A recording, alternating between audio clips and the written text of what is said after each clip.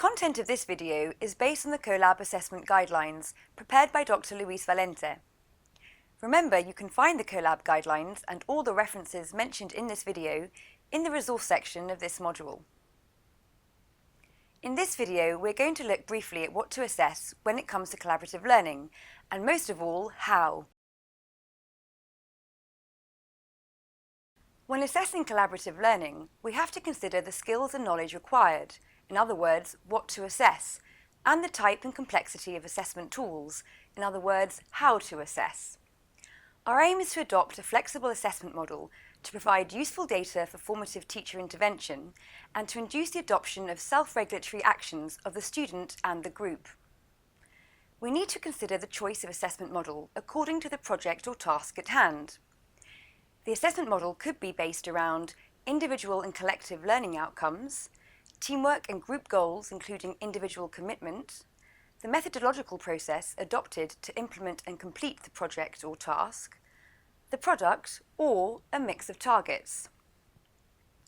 Considering we are seeking to develop collaborative learning scenarios, the emphasis should be put on assessing the development of teamwork skills and the results achieved by the group, much more than evaluating individual successes. Deciding when to assess and how to assess are interdependent aspects.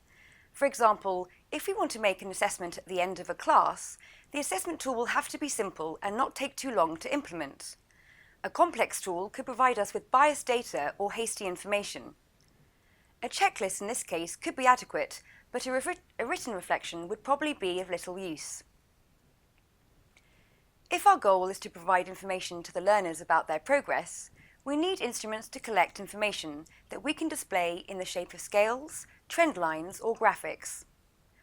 Here, our choice of instruments include Likert scales, checklists, rubrics, and quizzes with detailed feedback.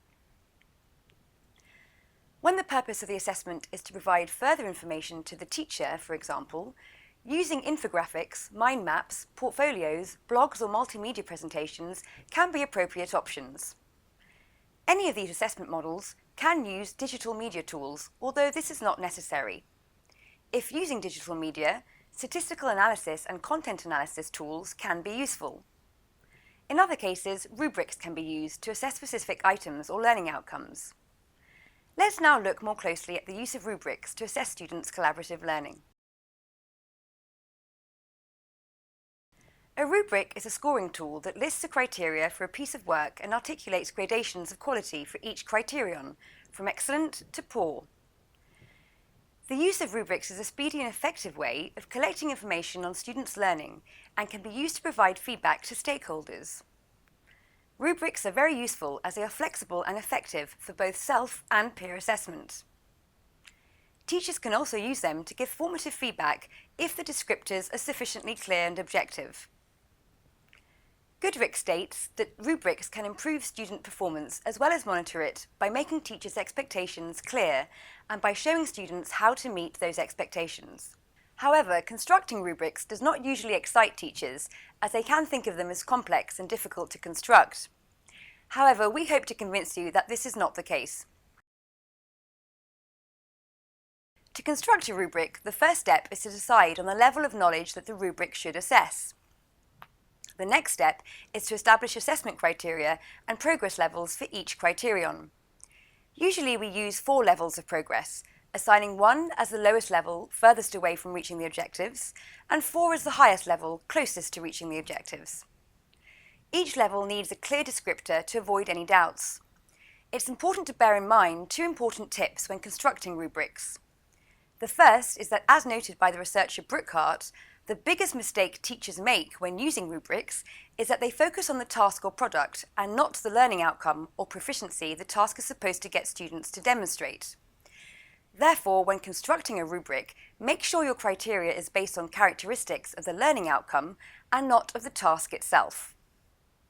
Another tip is that involving students in the design of rubrics is really effective.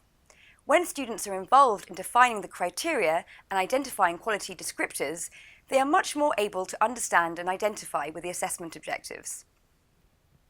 A detailed step-by-step process on strategies involving students in rubric design is provided in the CoLab assessment guidelines. Be sure to check out the example rubric for assessing students' collaborative skills, also provided in the CoLab guidelines.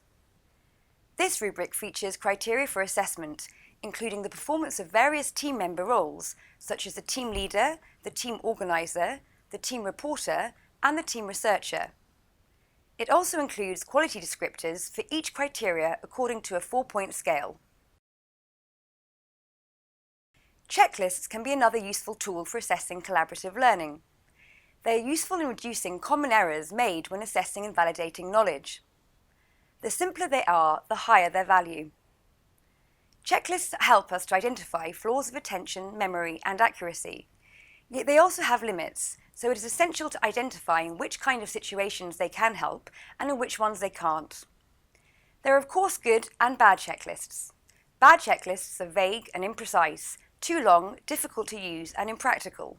Good checklists are accurate, efficient, well-targeted, and easy to use in all situations, provide clear clues on the most critical and important aspects, and are above all practical.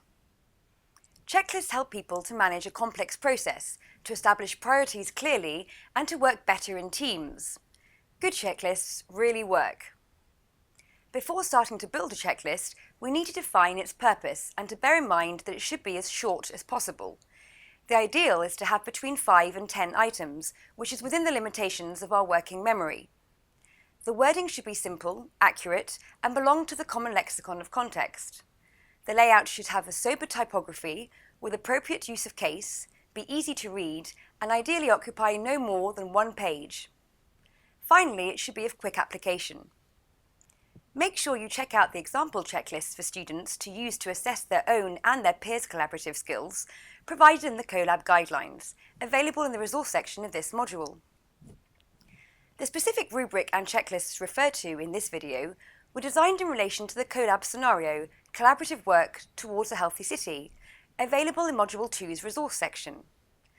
Please note, however, that these tools have been designed to be easily adaptable, so that you can use them in relation to all the CoLab scenarios, as well as any new collaborative learning scenario you design yourself.